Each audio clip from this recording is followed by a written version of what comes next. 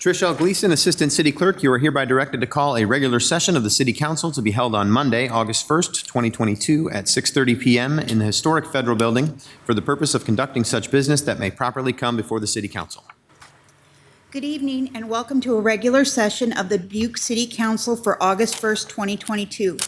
As a reminder to our participants, you can provide in-person, audio, and written input during the sections on the agenda where public input is accepted.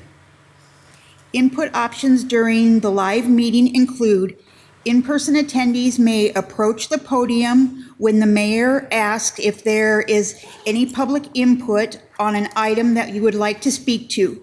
Remote attendees can log into GoToMeeting using the login links, phone numbers, and access code that appear on the broadcast and the live stream and posted on the front page of the meeting agenda.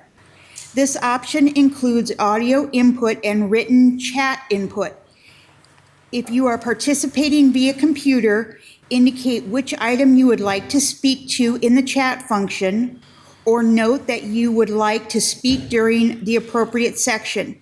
If you are participating via phone, indicate which item you would like to speak to when phone lines are unmuted. All phone lines will be unmuted during the consent agenda, public hearing, and public input period, and city staff will determine the speaking order of the participants.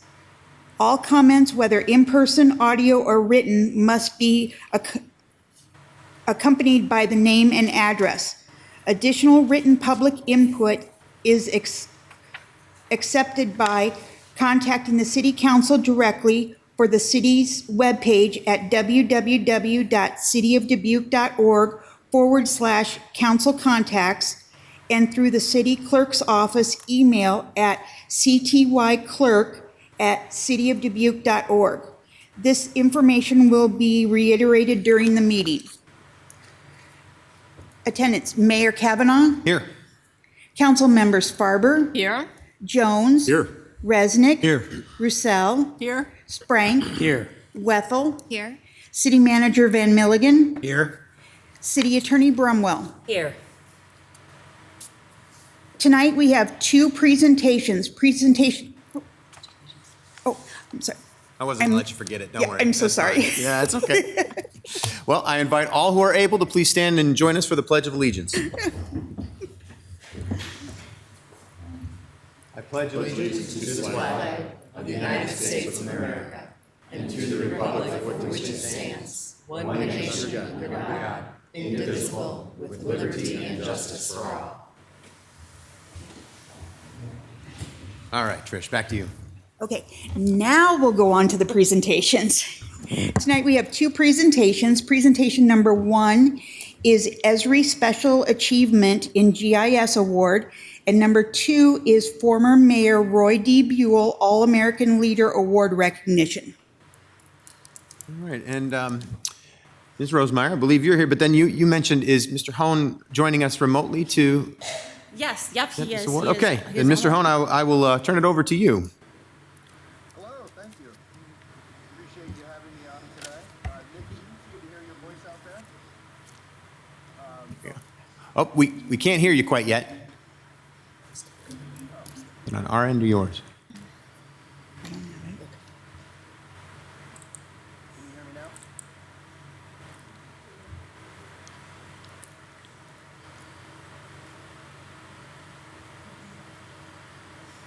I see that he's unmuted. Eric, is that on our end at all?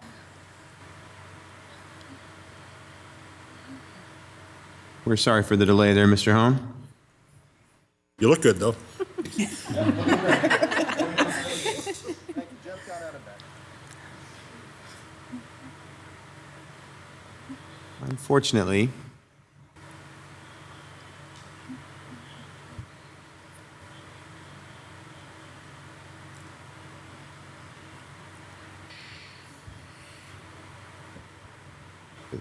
I saw a message that people can hear you there, but we're not hearing you here in chambers. That's our issue then. Matt, could you try again, please? Randy, can you hear me? We're going to see if we can fix that, okay? We're all very excited for these presentations, but we're just going to delay for just a second.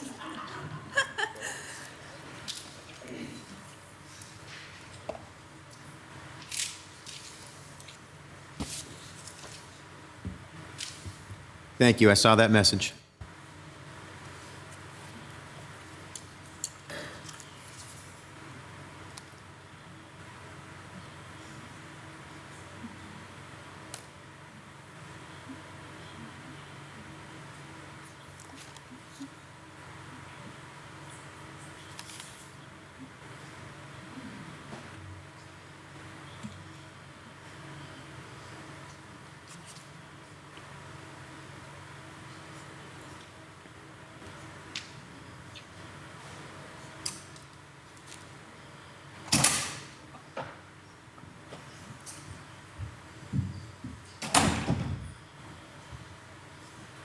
If you wouldn't mind, Mr. Mayor, switching the order of the presentations. Okay. We're going to correct an audio issue in the back and hopefully have him in a second. Okay. Thank you very much, Corey. Nikki, sorry about that. Mr. Hone, we are going to, I don't know if you heard that, but we are going to actually do the other presentation that we have first. If you could hang with us for a few minutes, we appreciate that.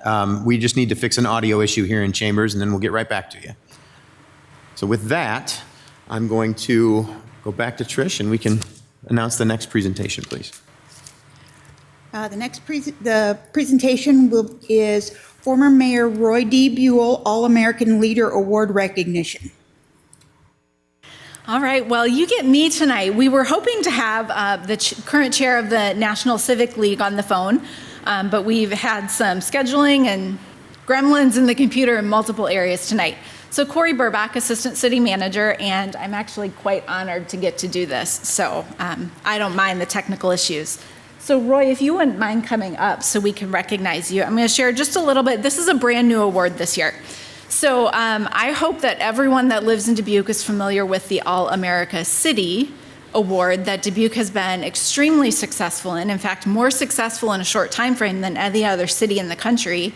And it is an award that recognizes civic engagement and growth in a community. They created a new award this year called the All-America Leader, and the award was created to celebrate the work of civically engaged community members. The award recognizes individuals who have successfully spearheaded civic engagement efforts in their community. The award supports the idea that anyone can be a difference maker in their community, whether it be an engaged resident, a business or faith leader, or an elected official. So when we saw the nomination applications open for this award, it was a no-brainer to write the nomination. It was probably the easiest nomination that I have ever written for any award program before. So we were very excited and not at all surprised when we got the recognition that Roy would be one of the inaugural All-America leaders recognized by the National Civic League during the All-America City competition this year. So I'm going to let Roy say a few words because I think he's probably missed having the floor in council chambers. But I want to personally thank Roy for all of the leadership he's provided the community and give him a chance to speak. Well, thank you very much, Corey. I did have about a 30-minute presentation, but my wife shortened it to, you say a few words. So, but thank you very much, Corey, for placing that application to the National Civic League. And it is truly an honor to be recognized as the first award winner of the All-America City Leader Award, or All-America Leader Award. And I look back on the 26 years that I served on the City Council, and I immediately realized that it's an award that I really have to share with every council I ever worked with, and the leadership of Mike Van Milligan and everybody at the City Hall, and also with the many organizations and citizens in this community that have stepped up and made a difference so that this is now a community of choice, a community that's equitable, and where people have chances to live and grow and learn and improve their lives. And, I'm just honored that I've been recognized, but in fact, it is all of our awards, anyone that has worked with the city and this organization to make this community that really is on the move. And I'm so happy to see all of you sitting there now. doing the hard work. I know the city's in good hands, and it wouldn't surprise me if there were more winners of this award in this community. So thank you very much.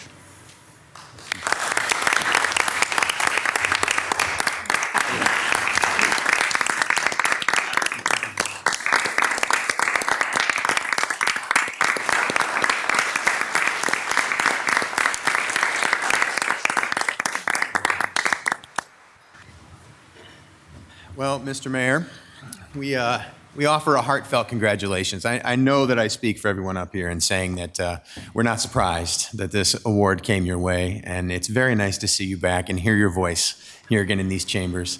It was a very recognizable voice for so many years, and it's wonderful to see you and see your family again. So thank you, everyone, for joining us here, and thank you for all the work that you've put in and the things you continue to do for the Dubuque community. We sincerely appreciate it, so thank you. All right.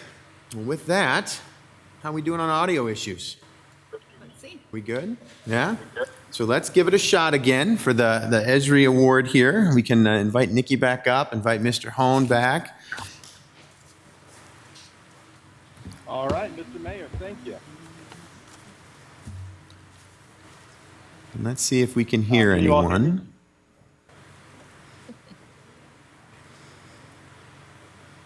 Can you hear me? Still no audio in chambers, unfortunately.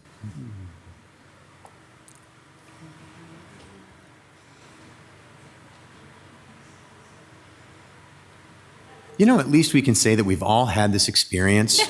No matter how many years a pandemic lasts that you have to be online, you will consistently have audio issues when you're trying to do something like this, won't you? Right. Yeah. Technology hostages. Yes, exactly. Yeah. Fortunately, we're still not here. I'm going to give it just one more minute here, and then we'll kind of we'll be able to move in a direction of figuring out a plan B. You're getting the award, either way. Don't worry about this. That's happening.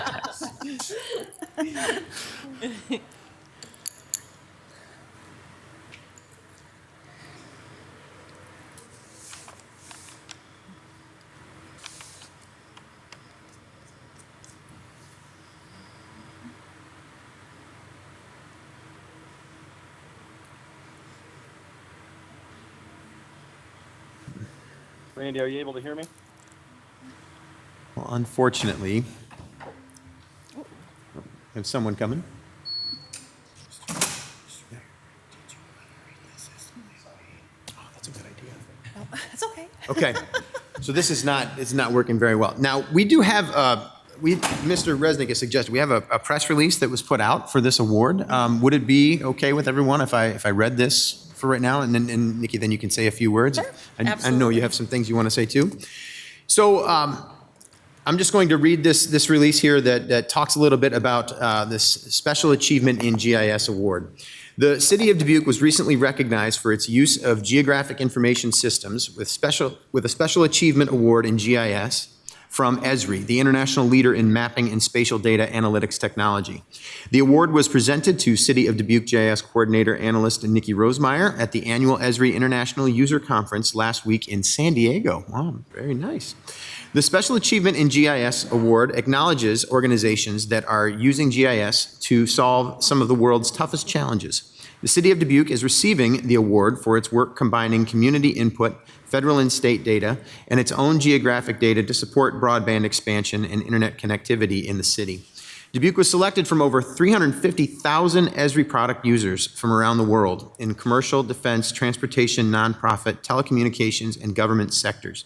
Esri staff submitted nominations with Jack Dangerman, president and founder of Esri, personally selecting award recipients who displayed excellence in using this technology. This is the third time the City of Dubuque has received the Special Achievement Award in GIS since starting to use the technology in 1996, with the two most recent awards being received under Rosemeyer's direction. The city utilizes GIS technology for all data with a geographic component, from hydrants in manholes to broadband availability and flood prediction in the B Branch drainage basin. There is a great quote here from Ms. Rosemeyer, but instead of reading that one, I think what I'll do is turn it over to you to say a little bit about this award, and then we can go from there. Great. Well, thank you very much. And sorry that the technical stuff didn't work out. It just, I don't know, sometimes, I think I heard a quote once that says, even in the future, nothing works. And that's technology sometimes. So thank you very much for that introduction. I feel like maybe Matt would have had some nice words to say for us as well. I am both thrilled and humbled to accept the award and also to present it to Mayor Kavanaugh this evening on behalf of the city. When people think of GIS, a lot of times they think of mapping, and we do a lot of mapping. We do some really cool maps. But GIS is so much more than just maps. It's a complex tool that allows us to model, project, and identify. The broadband project that Mayor Kavanaugh mentioned was spearheaded by Information Services Manager Chris Coleman, and that project was a fantastic example of putting all of those tools together. The tools that are available to us in our application push us way beyond any organization that's just using it for mapping. And so receiving this award from Esri, it demonstrates their acknowledgement and also, kind of a little bit of a reassurance to how hard we work on this on a daily basis. And we work so hard to utilize that tool set, obviously for mapping, but for so many more things. And so, like I said, I'm thrilled to present this award to you this evening.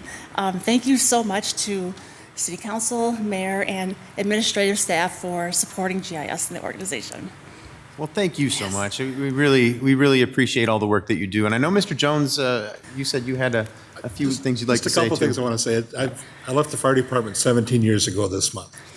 And GIS was a tremendous asset for us in helping us understand what's where and start to inventory other assets and figure out where they were and how they work together.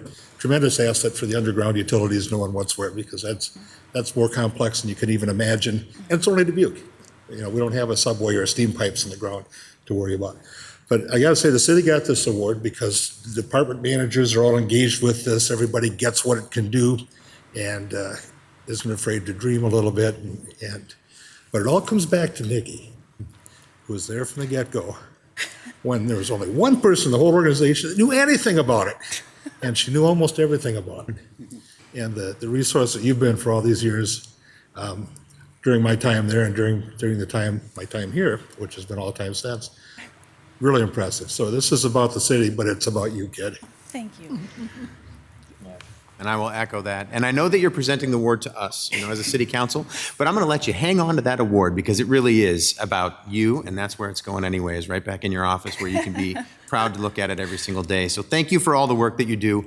We recognize it. We see what you're doing. Even though a lot of what you do is sometimes hidden from public view, they don't realize how much they're actually seeing of the work that you've completed. So thank you for all your expertise and all the work that you put into it. And congratulations. Thank you.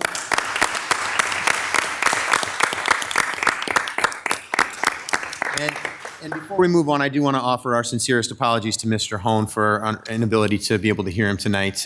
We thank him for being here, and we're very, very happy that he took the time to be with us. So we're sorry that things weren't working out. And apologies to anyone who's trying to use that audio function. I guess we should say for the rest of the meeting, it's probably a good idea if we use the chat function. If people want to speak to us virtually, we probably aren't going to be able to hear you. I don't think we're going to get that problem fixed tonight. So make sure you're thinking about that. If you're joining us online and want to say something, you're going to need to use that chat function to do so. All right, with that, I'll turn it back over to you, Trish. Okay, next on the agenda are the consent items.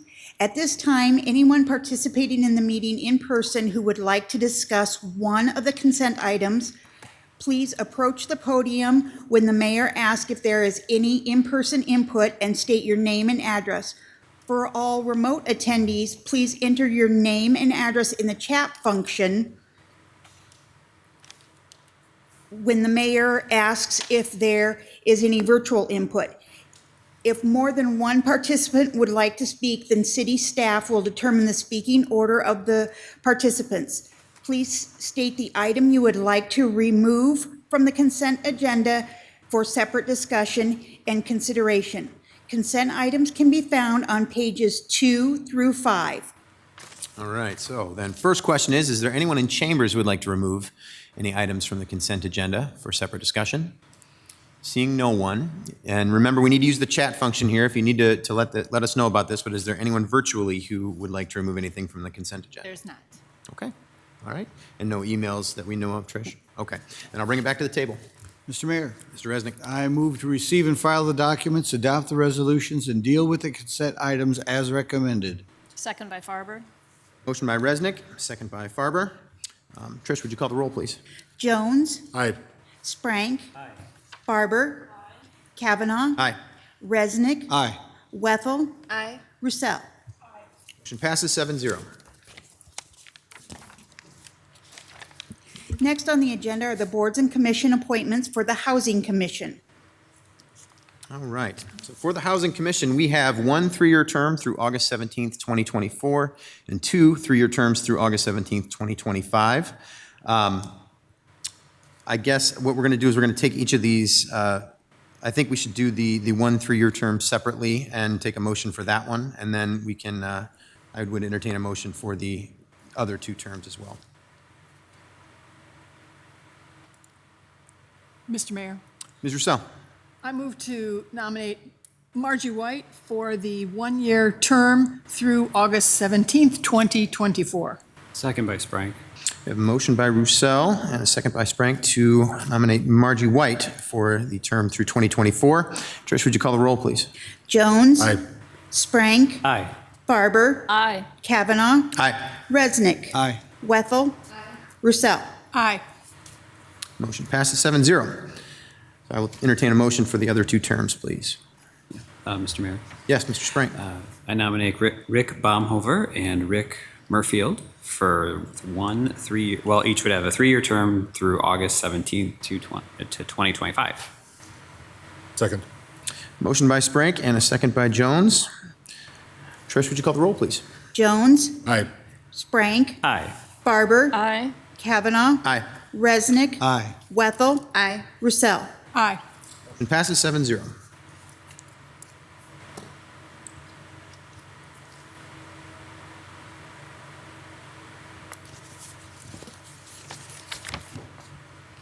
Next are the public hearings. We have one public hearing for Comiskey Park Phase 1 redevelopment project.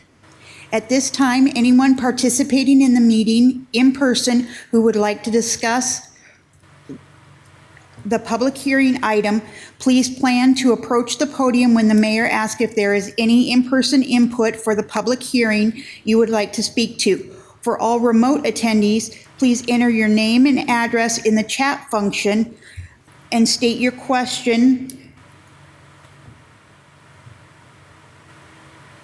when the mayor asks if there is any virtual input for the public hearing you would like to speak to. If more than one participant would like to speak, then city staff will determine the speaking order of the participants.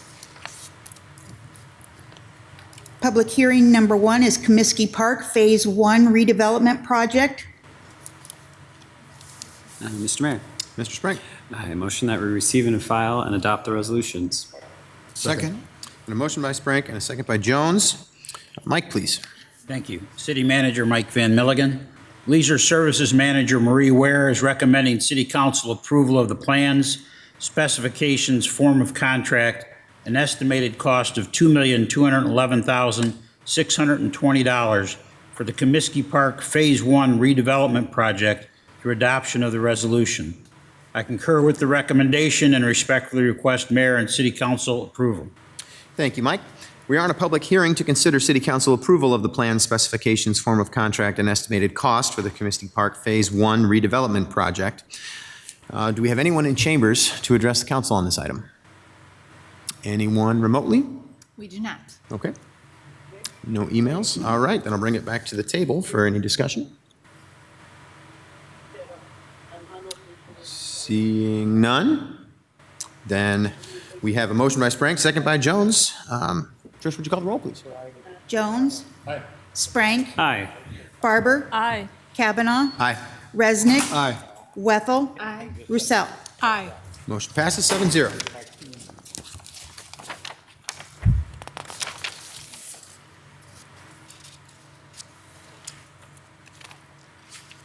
Next, we have public input. At this time, anyone participating in the meeting may address the council on the action items or the agenda, or on matters under the control of the city council. For all in-person attendees, please approach the podium and state your name and address. For all remote attendees, please enter your name and address in the chat function when the mayor asks if there is any virtual input.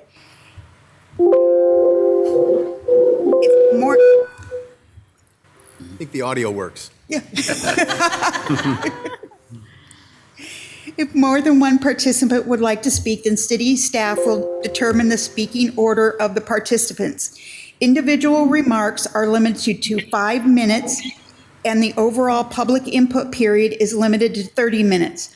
Under Iowa Open Meetings Law, the city council can take no formal action on comments given during public input or that do not relate to any action items on the agenda. All right, thank you, Trish.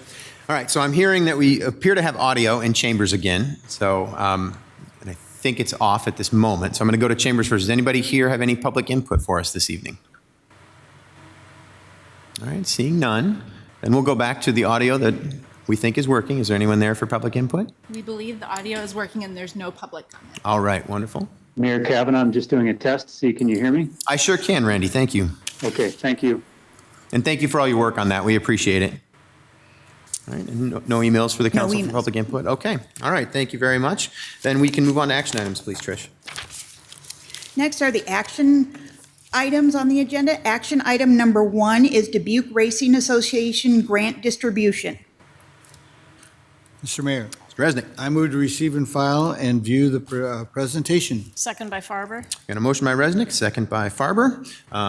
Mike, are we coming to you or are we going straight to Kathy? All right, so straight to Kathy. And Kathy, if you want, that desk moves up and down with a little switch on the right there. If you feel like the computer's in your way a little bit, there you go. Yeah, whatever you want to do. I even just so it's comfortable for you.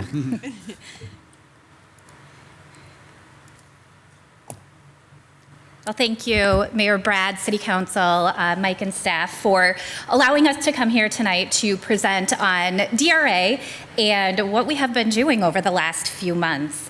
I have a short video that may or may not play here, so we will see if I can get that to play. You see the river and the bluffs, and it's just, we live in a beautiful place. I really believe that the core of our essence is that we want all of our citizens, all our residents to thrive.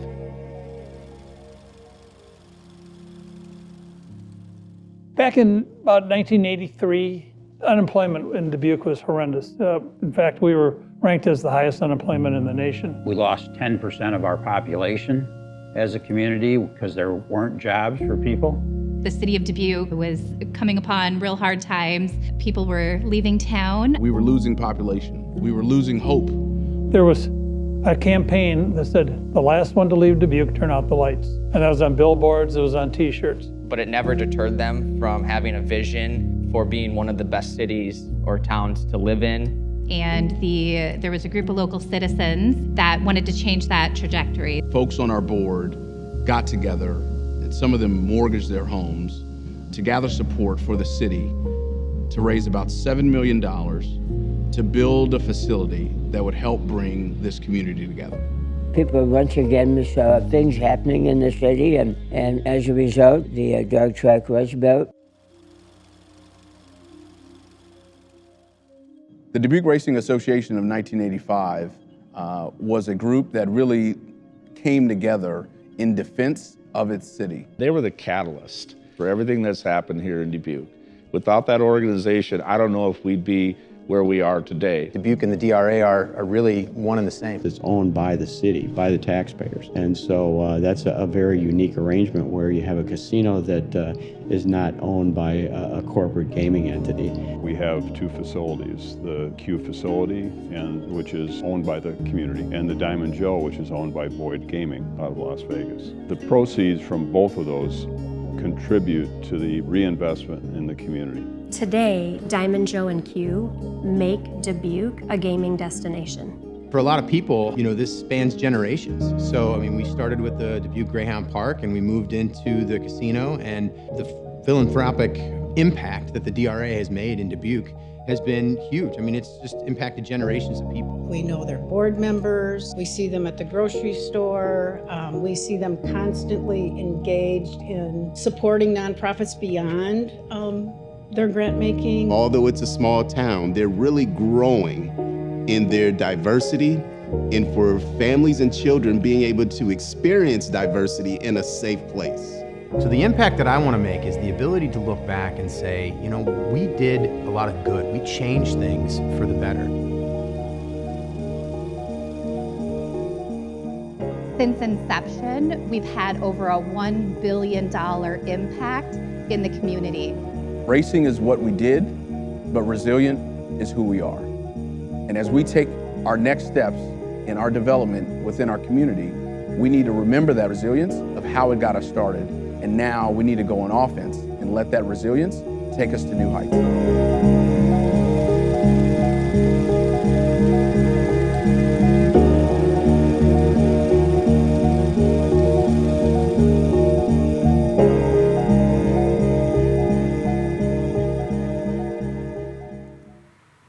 So earlier this year and end of 2021, we wanted to take a step back as an organization, look at our mission, vision, and create a set of values. On the screens, you can see the mission and the vision for the DRA. And if we look at that vision, the DRA is a dynamic community resource acting as a catalyst to enhance the quality of life and financial well-being for the tri-state community. It's words that we live by every single day when we come to work. We also did a refresh on our brand. For years, we were known as Dubuque Racing Association, and as many of you know, earlier this year, the Greyhounds did run their very last race here in Dubuque. So we thought it was time to refresh our brand, give us a new look, and really reinvent ourselves and let the community know that even though Greyhound racing is gone, the DRA is still here, and we're still planning to do big things in the community. So we have our logo, as you can see, the DRA with the lockup with Q Casino and our partners, the Diamond Joe. And then we also have our partner logo with DRA. So as we're donating to organizations in town and contributing, we encourage them to use that with DRA because we're not just a source of funding. We want to be a partner with that organization. We did a refresh on our website and really wanted to highlight information that we're doing. We play the videos there, talk about our mission, our vision, the good things that we're doing in the community, as well as simplifying the ability for people to come to our website and find out more about the DRA. We have many strategic partnerships, and one of them being with the City of Dubuque. I'm proud to say earlier this year, we were able to present a check to the city for over $4 million, which was 1/3 of the distributions from 2021. In addition to the charitable that we do, one of those is our endowment fund that we hold with the Community Foundation. Our endowment fund was opened in 2011 with a deposit of $368,200, and today we have invested over $5 million. In 2022, our contribution from 2021 will be over $1.2 million into the endowment, which allows us to continue to give back again and again. We add to that fund, and it allows us to distribute even more back into the community. So we also wanted to take a step back with our charitable distributions and put a focus on the program. We've given away over $60 million in our grant program through the years, and we wanted to put a focus on it. We wanted to align with the goals and the mission of the City of Dubuque and local organizations. So our focus this year was on people attraction, population growth, retention, and tourism. We wanted to simplify our ask process for our grant recipients, and we wanted to give preference to applications that included capacity building alongside of material purchases. In the past, we've purchased a lot of office remodels, carpeting, computers, iPads, but this year we wanted to do more. We wanted to be more strategic with that giving. So we broke it down into two programs, our core grants and our mission grants. Our core grants, we will be distributing a minimum of $1 million annually through this program, with applications up to $50,000 in requests. We have decided that we're going to provide the payment on the front side of the application or on the award versus at the end. So rather than an organization receiving an award for $50,000, having to pay that out and come back to us, we'll provide that fund up front, and then they have 12 months to submit receipts and close out their grant award. So really making it easier for some of those nonprofits that may not have as much cash flow. We're also going to be providing coaching opportunities by the DRA with community partners throughout our grant cycle. We also have our mission grant program. So those are applications for $50,000 up to $500,000, and it's a two-phase process. We ask them questions through the application itself, and then we narrow it down and invite groups back in for a Q&A session with the committee to determine final funding. Last week on Tuesday, I had the privilege of announcing our 2022 core grant recipients, which was 59 local organizations for a total of over $1,100,000. That was an average award of over $19,000, where historically the average award has been around $9,000. We're also in the midst right now of our mission grant program, where we have about $1.7 million that we plan to distribute through the mission grant process. We had received 66 qualifying applications requesting funds of over $17 million. We did make 2 award announcements last week, one to the Dream Center in the amount of $200,000 for expanding a dream, the purchase of Fulton School, and the second to Dubuque Area Chamber of Commerce for $125,000 to restore, recruit, and retain local commercial air service, which is important to everyone in this community. So it's exciting. In total with the grants, we plan to distribute over $2.7 million back into the community this year. The impact is huge, and we also have a video that talks about that. The DRA was formed back in the mid-'80s. Unemployment was the highest in the nation here in Dubuque. People were leaving town. There was a group of local citizens that wanted to change that trajectory. They formed the Dubuque Racing Association. Because of this grant, we are able to support children with autism and their families. Facilities, programming. We were able to upgrade the technology. 3D printers for students to do innovative classroom work. The grant that they allowed us to have in partnership with the city of Dubuque and the county was a lifeline for the future of the Dubuque Dream Center and our sustainability. Without it, we wouldn't be able to sustain our organization. We are tremendously grateful. Dubuque just would not be the community that it is without that impact that the DRA has had. $1 billion, that's huge. I feel it's hard to look around Dubuque and the surrounding areas and surrounding counties and see projects that are not supported by the DRA.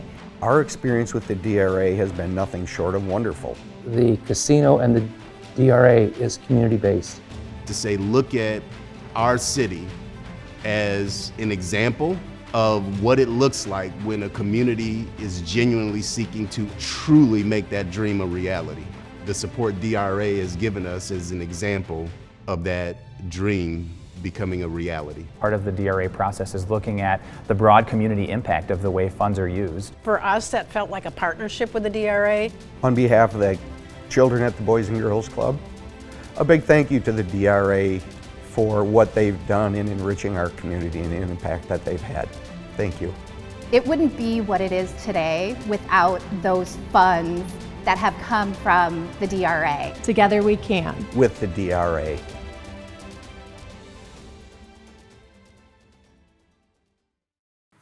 I have the privilege of working for an incredible organization, and we wouldn't be able to do what we do without the support that we've received from the city, the mayor, and the council. So I want to thank you all. We've had a great run for 35 years, and I'm really excited to see where the next 35 take us. And if anybody does have any questions, I'd be happy to answer. All right, thank you very much, Kathy. We appreciate it. Open it up here for questions. Mr. Mayor. Mr. Jones. Just a comment. I hope everybody watching will go to the website. Yes. and click on the videos, because you got to hear them, but you didn't really get to see them. They're both fabulous, and they tell the story well, as did you. Thank you. Ms. Wethel. I have seen the videos more than once, and it was actually interesting because I focused more on the words tonight because that's all I could take in, and it's pretty powerful. The comments, Alex, you said we're going on offense. It's exciting, it's energizing, and I know you guys have a great team to put it together, so very inspiring. The other, and I think it's so true, and I don't know who said it, I couldn't recognize the voice, it might be Molly Grover. It's hard to see projects that are not related to the DRA when you look around Dubuque, and nothing could be more true. So thank you so much, guys. You do great work. Thank you, Katie. Well, I know that I can say, you know, I've had the privilege to spend a lot of time with DRA events in this year, and as actually in my previous role as a council member as well. And there is a renewed energy and spirit to what the DRA and the partners that you're working with are doing in the city of Dubuque. I get the sense sometimes that people don't quite get it yet, just how exciting it is and just how powerful that energy really is going to be, but you do, and I appreciate that very much. And thank you for all the work that you do on this. Thank you, Brad. Yeah. I appreciate it. Yeah, you bet. All right. Well, with that then, we have a motion by Mr. Resnick and a second, is that right? Yeah, motion by Mr. Resnick, second by Ms. Farber to receive and file and hear that presentation. So Trish, would you call the roll, please? Jones? Aye. Sprank? Aye. Barber? Aye. Kavanaugh? Aye. Resnick? Aye. Wethel? Aye. Roussel? Aye. Motion passes 7-0. Action item number 2 is the suspension of sister city relationship with Piatigorsk, Russia.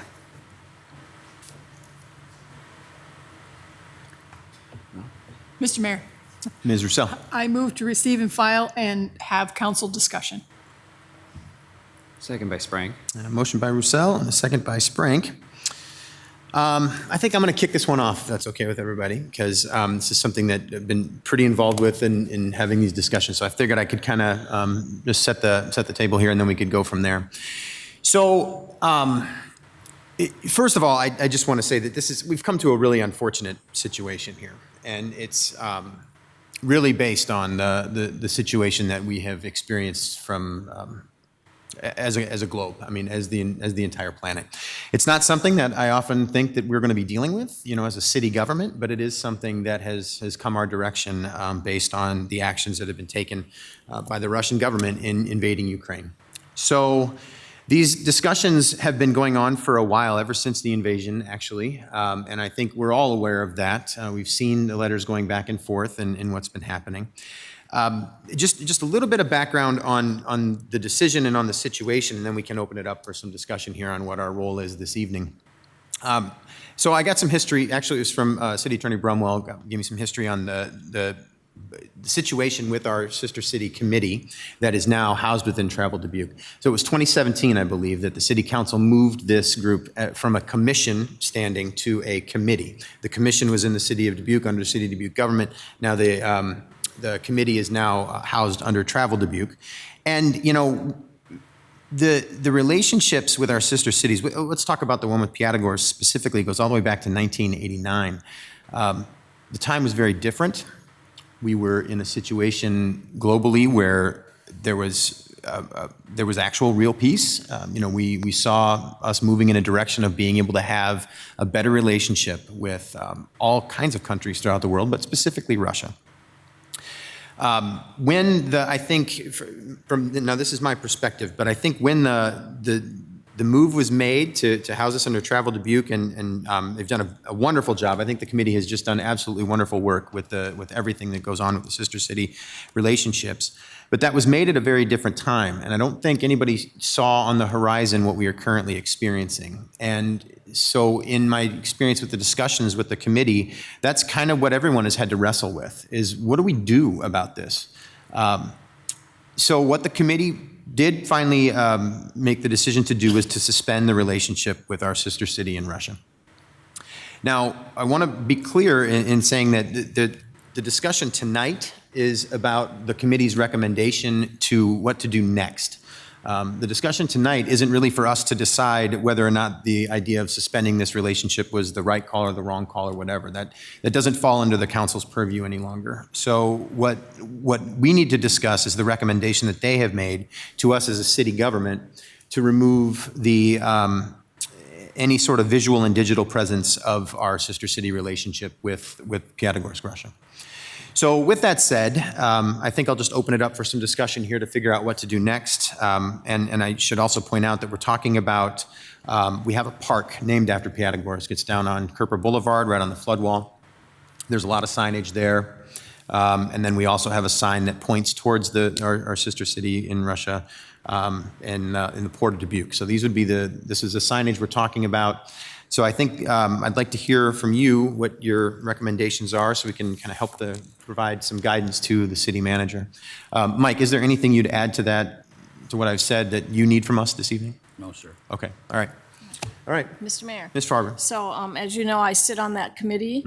And before you joined the conversation, we had one conversation with one communication where we actually indicated that we would be open to continue the relationship based on the fact that for international and cultural exchange and for the city exchange, that it really wasn't the fault of Piatigorsk, but it was just the overall situation. So we extended a letter to them on behalf of the Sister Cities Committee and thought we had basically just opened the door for a relaxed relationship. So, however, because of the fact the way the information came back to us from the Russian government, it was decided indeed that we would ask for a pause in the relationship.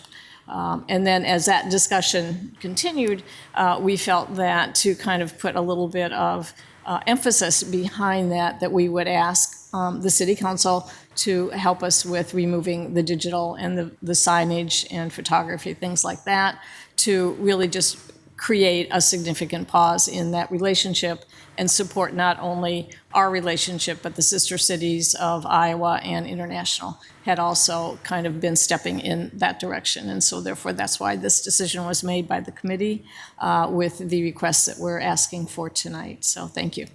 Thank you. Mr. Mayor. Mr. Sprank. Yeah, thank you.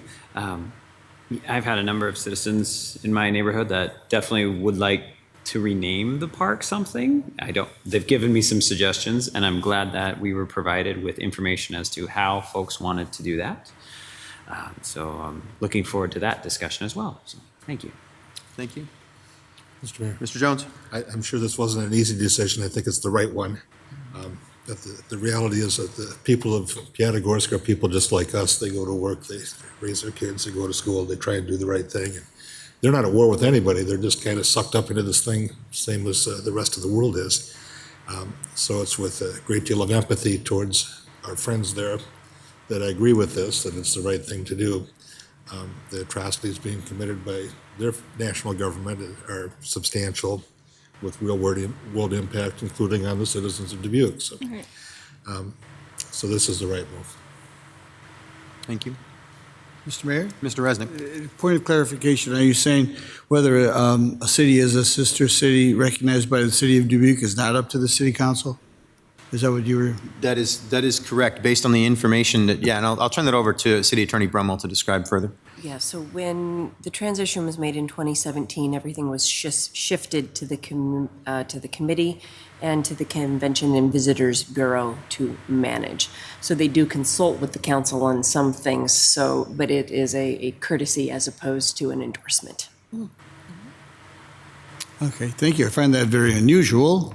Is that the only situation like that? I mean, you would think that if we're going to put our imprimatur about the sister city of Dubuque, Iowa, that the city council would have the say in that. There's parameters in the agreement. I don't have it with me tonight, but I can pull it and provide that information. Because I was interested in the parameters of the agreement as well, because we are sister cities of Handan, China, with the China, of course, I was just looking up U.S. Department of State, and they consider them, they have disregard for total disregard for human rights, including 1 million Uyghurs, the people, are being detained. That's also a problematic situation. I don't know if anybody from your committee has written to the people of Handan to get their opinion, but I bet they support, China in this situation. So it's rife with problems. So, I don't have anything to, I know that these sister cities are supposed to help bring about change in these tough world situations. It's kind of a shame to have this very, it's very political. I understand why we're doing it, and it's not up to us anyway. So I guess I don't have anything helpful to contribute here. Thank you, Mr. Mayor. Well, I'm going to recenter the conversation real quick. I think there are two different things to talk about here. One is the point you just made, Mr. Resnick, about the relationship that we have with the Sister City Committee, and if we want to continue in the exact same way. I do think that could be open for discussion as a council. I don't think that it's necessarily wrong to discuss how we're going to work, because we live in a very different world than we did in 1989. That's just the fact of the matter right now. So that is one area of discussion, but it actually isn't the area of discussion that I think we should focus on this evening, because we have a specific request from this committee to talk about that the city manager does need some guidance on, and that's what to do with the signage that has to do with Piatagor. So I'd prefer to focus here. I know we have opinions about how we might want to move forward, and I think maybe it is something that we could discuss as a council in the months ahead, perhaps. But for right now, I think we focus on what the matter is before us, if everyone is agreeable to that. Ms. Roussel? I was looking at the press release, and it says suspension as indefinitely discontinuing all communication. So using the word suspend, is there some end? Is it temporary then? Or what would be the trigger to change it in the future? Yeah. Those are good questions, and I don't know if we have a direct answer to that. I'm not even sure if the committee does, but I'll let Ms. Farber speak to it. Thank you very much, and that's a great question. And we did socialize that, and we felt that this is one step, our next step, and that we would just let the events unfold, and that at the appropriate point in time, we would take a look at this decision and have that conversation once again. Well, I'm certainly in support of their decision. Yeah, Ms. Wethel? I think it's important to lead by example. And I think out of compassion for the suffering of the people of Ukraine, without question, this is an important step for our city and our citizens to make. But I hope that our children hear it. I hope that people around the world hear it, that these small steps actually do matter, that we need to walk the walk of compassion, and this is a good step to do that. So I appreciate the work of the committee, because I know that it was a number of conversations and hours that went into the decision, so I'm appreciative of that. Marie, I see you sitting there. Would you mind if I ask you a direct question? To be able to discuss the park itself. I think, from a signage standpoint, things that can be removed, I think that's one piece of this, but I have a question about the park, because I want to make sure as a council we agree on the signage and where we're going here, but then to be able to give some direction. But then the park itself, if the park were to be renamed, do you have suggestions for us on how we might move that forward? Would it be best to direct that to the Park and Rec Commission first and then bring that back to us? Right, thank you. Marie Ware, Leisure Services Manager. And so the idea of renaming came up a while back. If you think about some individuals that things were named after and then they did something in their life that, so it's not the exact same, but it's that idea. And so at that time, then the Park and Rec Commission went through and created a draft policy and then forwarded it to you about naming and renaming. And the renaming was based upon events that none of us know, right? So it was very general. And so that policy was provided as a part of your packet. There's, as Councilperson Sprang said, people that if the process that's outlined said if people have ways that they, or ones they would like to see it named after, or people, or whatever it happens to be. But that particular policy does outline some general things, because one of the things that I know that the commission talked about in depth at the time was, it may be someone that's very special to me, that's why I want to name it, but is that really significant for our community? And so that's why there's several different elements of things where it's like it's maybe named for, and we have several of them that are named for their location. It might have the park has the same address or name as the street that it's on. One of them's named for the township it's in. Some of them are named for very historical figures that have contributed a great deal to our community. And so there are several things that are outlined there as possibilities. If you do it typically, as you do with many things, you refer these things back to staff and then our commission so that we can create that process based upon the policy of how to do it and a timing of doing it as well. We did talk about the idea of renaming because, as always, there's people, like when I moved here, I know A.Y. McDonald is A.Y. McDonald. Other people call it something else because it was called something else before.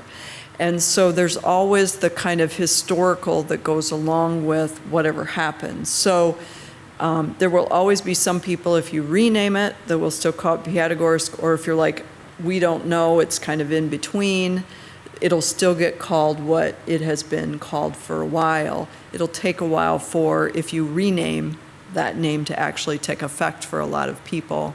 The current sign that's out there at Piatagorsk right now is a metal sign that is like a cutout.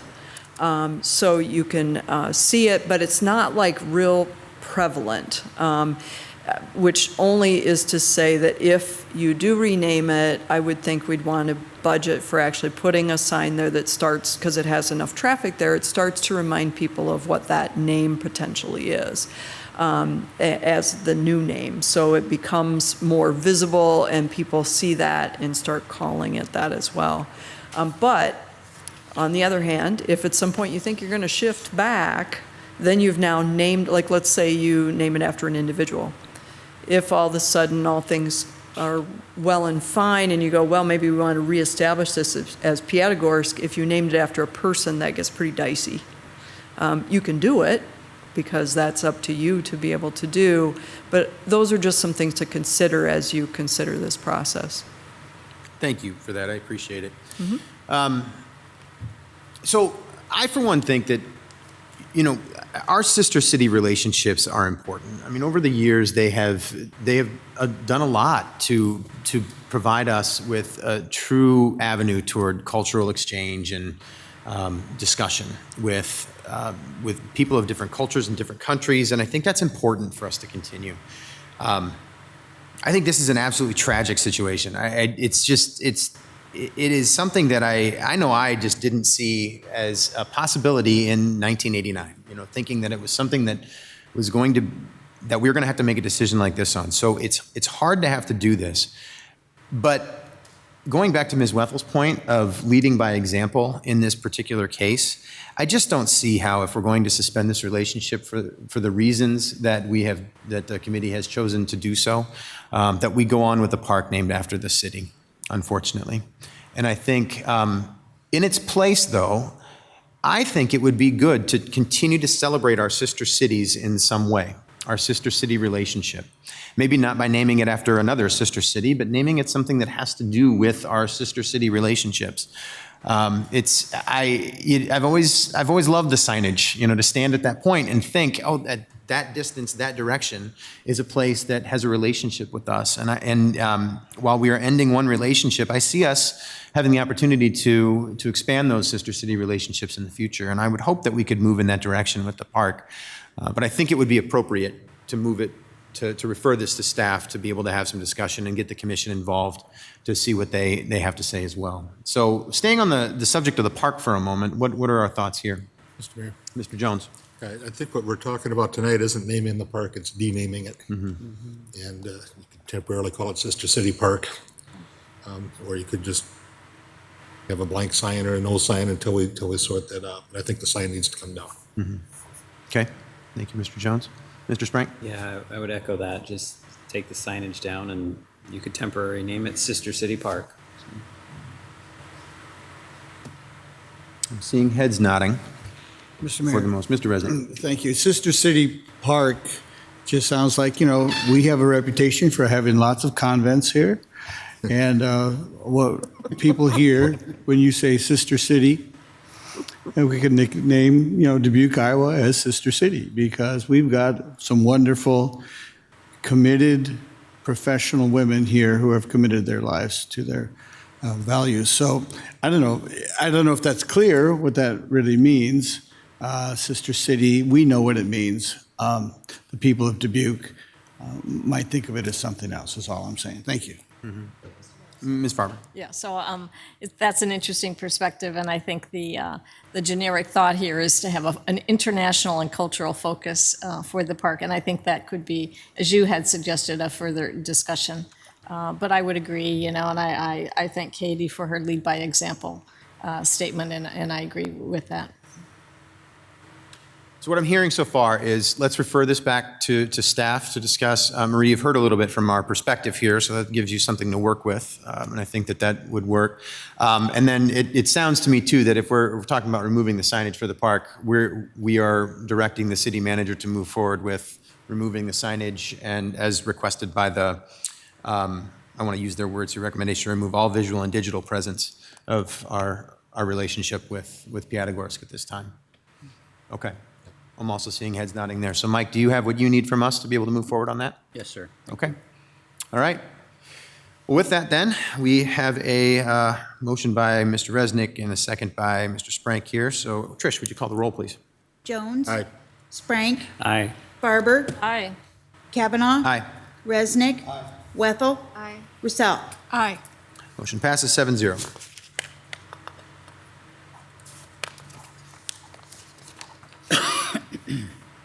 Action item number 3 is a work session request for B Branch Watershed Next Steps for Monday, August 8th, 2022 at 6 p.m.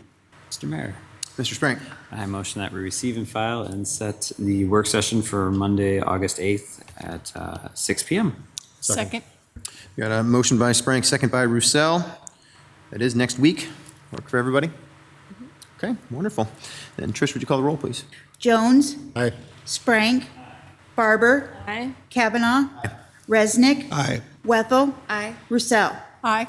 Motion passes 7-0. Action item number 4 is a work session request for National Incident Management Systems, referred to as NIMS, training for Monday, September 12th, 2022 at 6 p.m. Mr. Mayor. Jones. Move to receive and file the documents and set the work session on NIMS training for Monday, September 12th at 6 p.m. Second. Motion by Jones, second by Roussel. That one worked for everybody. It will not work for me, Mr. Mayor. I'm out of town at that time. Okay. so. All right. And unable to attend virtually. Okay. All right. As am I. All right. So we have 2 people for sure unable to attend virtually on that day. Everybody else able to be there? All right. I'm going to withdraw my motion because this is too important to, we're going to have to pick a date that people can be there. Okay. All right. So Mr. Jones has withdrawn his motion at this time. Okay. We'll try again. Do we just want to kick this Perhaps back in your direction? Refer it back to staff to explore other dates. Okay, all right. And then the one request that I'll have is, and just kind of working forward, I know a lot of times when these dates come up, and sometimes it's not, we didn't have much lead time on this one, so that's a good example, or, that does happen. But as best we can to try and make sure that we have, that we respond back to, I know that Stephanie Valentine from the city manager's office, to make sure that we know, so then that way maybe things could get removed from the agenda before we get to the meeting sometime, so. Okay, perfect. So we'll keep an eye out for that, go ahead. Yep. The only thing I'd say is I will visit with staff to see if there's any possibility if we could just companion it next Monday with the other work session. My only concern is the training could be a little long, so Right. I obviously don't want to keep the council here till 10 o'clock at night, so. Sure. But if that works out, we'll just throw it on with that one. Sure, yeah. And I do know, and thank you for explaining that, but I do know there was, staff needed to get some things together to be able to provide this training too, so it might be too fast for everybody, which is understandable as well. No, we know you're doing your best to try and give us a date that works, so we'll keep an eye out for it. And Mr. Mayor, just the other comment I'd make, the reason this is important is that each one of us during our 4-year council term will serve 8 months as mayor pro tem. And the mayor has some significant duties in time of disaster that you really need to understand. And so it's important that we have the training. Thank you for that guidance, Mr. Jones. All right, so then we will move on then, please, to the next action item, please, Trish. Action item number 5 is the video recap of the June 24th B Branch pedestrian tunnel celebration. Mr. Mayor, Ms. Russell. I move to receive and file and view the video. Second by Farber. Got a motion by Russell, second by Farber.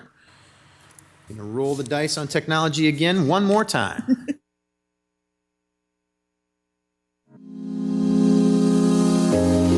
Well, good afternoon and welcome to the grand opening of the new B Branch Creek pedestrian tunnels. Yeah. I know a lot of us have been waiting for this for a long time. Well, in October 2021, we gathered on this same overlook to celebrate a significant milestone for the B Branch Watershed Flood Mitigation Project. The completion of the Railroad Culverts project, where we're standing right now. The installation of critical flood control features, including 6 8-foot diameter pipes under the railroad tracks and a new water level control structure, increased flood protection to the area from a 75-year rain event to a 500-year rain event. Functioning as designed, the completed B Branch Creek Greenway now prevents dangerous and costly flash flooding in neighborhoods, giving residents and business owners peace of mind when a storm rolls in. We are excited to be here again today, this time to celebrate the completion of the new B Branch Creek pedestrian tunnels. These 2 tunnels connect the upstream and downstream B Branch trail systems, resulting in a continuous off-street trail from the Heritage Trail in Dyersville all the way to the Mississippi River right here in Dubuque. So previously serving as the B Branch box culverts, these tunnels carried stormwater for more than 100 years.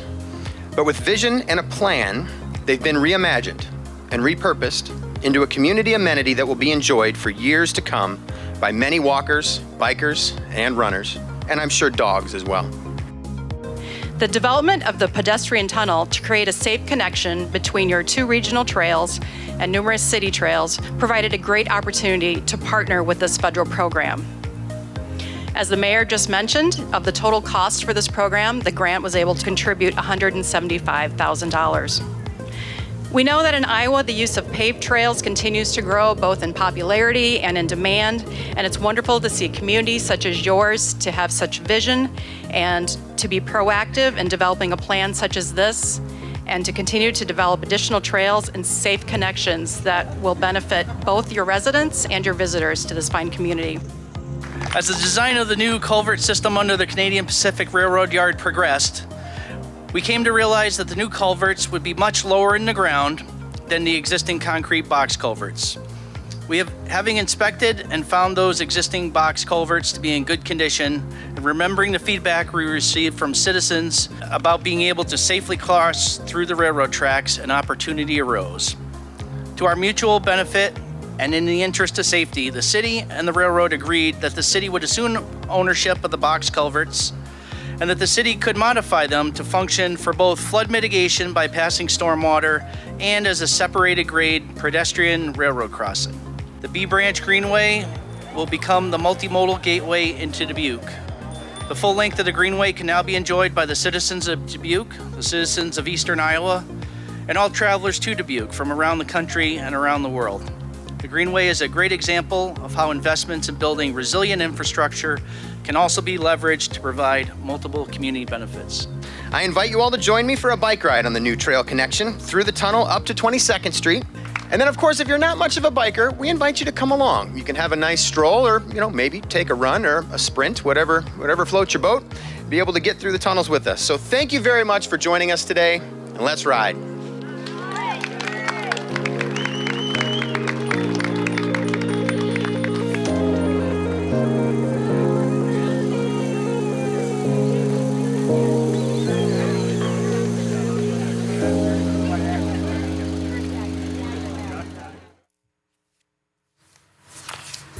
That was a great video.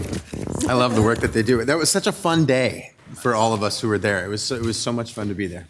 I will never again agree to that angle though from a GoPro. It was a really great day, and it was so much fun to see the excitement of people who were there just to use the trails for the first time. And I've continued to see people using them on a daily basis. So it's just a great amenity. Mr. Mayor. Yeah. So just a few weeks ago, we had a significant rain event, and it didn't take long for a picture to turn up on Facebook of the tunnels with some water in them. And then immediately, of course, all the people that know absolutely nothing about this started to tell us all that they knew about another field project of the cities and everything else. Hey, folks, that's exactly what we said it was going to do. It's still part of the flood conveyance system. It's still part of the stormwater management program. It's closed to foot traffic when there's water in it. And that should be pretty obvious to people who have been getting rained on for 3 or 4 hours that maybe they shouldn't plan their trip through the tunnels. There's also signage that says if it's open or closed. So it did what it was supposed to do again, and people were complaining about it. But I thought this was an important enough one to take a minute here and set the record straight, because it's doing what it's supposed to do. Thank you, Mr. Jones. You know, and I was going to say this for council member reports, but one of the fun things I got to do this week was actually about the B branch. You know, this continues to get all kinds of national attention. And I was asked to represent Dubuque in it was called a City Age webinar. So there was a panel. There were over 200 people from Canada and the United States at this panel on the webinar. And I was one of 5 presenters presenting with cities like Houston and Richmond, Virginia. And that was because Dubuque is doing this. That this project still garners this much attention. And by the way, that's the first of 2 presentations that I'm going to be giving with, and this next one with city staff as well, through the group of the U.S. Conference of Mayors has asked me to jump in and bring staff along for another presentation on the B branch, because people want to know how we pulled this off. They want to know how we funded it. They want to know how we engineered it, how we continue to enjoy it. It's a really important project, and I completely agree. We have done it very, very well, and it will continue to serve us well for decades to come. All right, with that, we had a motion by Resnick, second by Farber. I'm sorry, motion by Roussel and second by Farber. Trish, would you call the roll, please? Jones? Aye. Sprank? Aye. Farber? Aye. Kavanaugh? Aye. Resnick? Aye. Wethel? Aye. Roussel? Aye.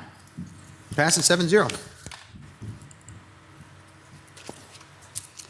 Next are council member reports. All right. Mr. Ms. Mayor. Farber. So talking about sister cities, I was en route to Quebec City last week via a town called Trois-Rivières, which, as many of you may know, is the birthplace of Julian Dubuque. And we had been in conversation, I had been in conversation with the mayor and the Hotel de Ville in Trois-Rivières to see if we could do a handshake meeting as I was coming through en route to Quebec City. And unfortunately, it was, as I had anticipated, it is their summer vacation. But through the correspondence, we agreed that it would be fun for me to take some photos in Trois-Rivières, and then for me to send them to continue the dialogue, and they seem to be open to having a conversation about being a potential sister city. And also, we will do the same here in Dubuque. We'll take some pictures here in Dubuque and send them a little fob with pictures and start the discussion. So I thought that was just really a fun thing to share based on the conversation tonight. And it's great because while we were there, so was the Pope, and we ran into the Pope not once but twice. And he was there talking and speaking about his relationship, the church's relationship, if you will, with one of the native organizations there, the Muskogee Indians, with whom and from whom Julian Dubuque was born into that tribe. So I thought it was just kind of interesting. It was very historic to have the Pope that whole week talk about the concern and the repentance for all the things that occurred with that, or with the youth of the Muskogee Indians over a period of time by the Catholic Church. And then indeed, Julian Dubuque was part of that tribe. But many, many years prior to this happening with the Pope. But anyway, it was just an opening of a door for us, and I think it's great for the city of Dubuque that we have a potential to have a conversation about Julian Dubuque's birthplace and to become a sister city. So just wanted to, bring that to everybody. Thank you. Mr. Mayor? Yeah, it was fun. Mr. Mayor, I know this Yeah. is council member reports, but could I just give a little Troy Rivera trivia? Sure. So Audrey Dubuque, who grew up in that area,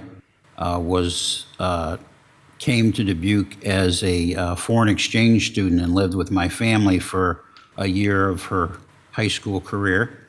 And then subsequent to that, the mayor of Troy Rivera chartered a jet and brought about 20 or 30 of their citizens to Dubuque, and this was about 20 years ago.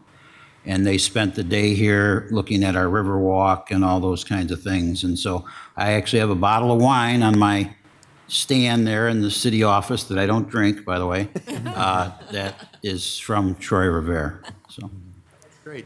Thank you. Thank you both.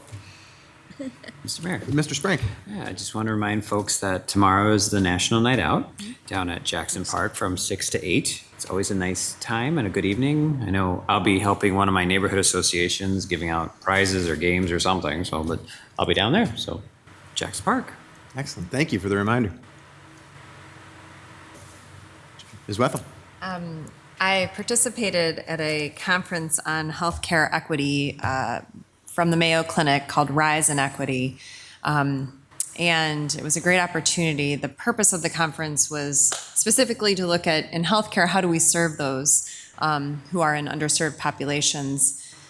But additionally, how do we bring them into the workforce? And so I saw it melding my roles very much, as I sometimes do. And one comment that really impacted me was, if you're not sitting on the edge of uncomfortable in how we're bringing people into the community who are underserved, then you're not doing your job. And so I took that and really have thought about that in recent days. And I think it's a good reflection for all of us in the way that we serve. I'm not trying to say that's how we should all think, but to sit on the edge of an uncomfortable space when we make choices about those that have the least and have the least say. I think that's our job. So it was an inspiring conference. I appreciated a lot of thoughts that I learned, but also a lot of, inspiration. Thank you for sharing that. Yeah. Mr. Jones. This so exemplifies the spirit of this city. I ran across a Walt Disney quote the other day, and he very wisely once said, "Imagine what you could do if you could do what you could imagine." Absolutely. We're ending on a good note here. But before we go, we also need one more reminder about Art on the River on Friday night. The Art on the River opening reception is happening Friday night, so come on down, enjoy a beautiful night on the Mississippi River, some beautiful art that will be installed this week. I do see that we have a closed session, so I'll entertain a motion. Sure, Mr. Mayor. Mr. Jones. I move that the council go into closed session in accordance with Chapter 21.5 of the Code of Iowa to discuss pending litigation and purchase or sale of real estate. Got a motion by Mr. Jones, second by Ms. Roussel. For the record, the attorney the city council will consult with on the issues to be discussed at the closed session is City Attorney Krenna Brumwell. Trish, would you call the roll, please? Jones? Aye. Sprank? Aye. Barber? Aye. Kavanaugh? Aye. Resnick? Aye. Wethel? Aye. Roussel? Aye. Motion passes 7-0. We are in closed session.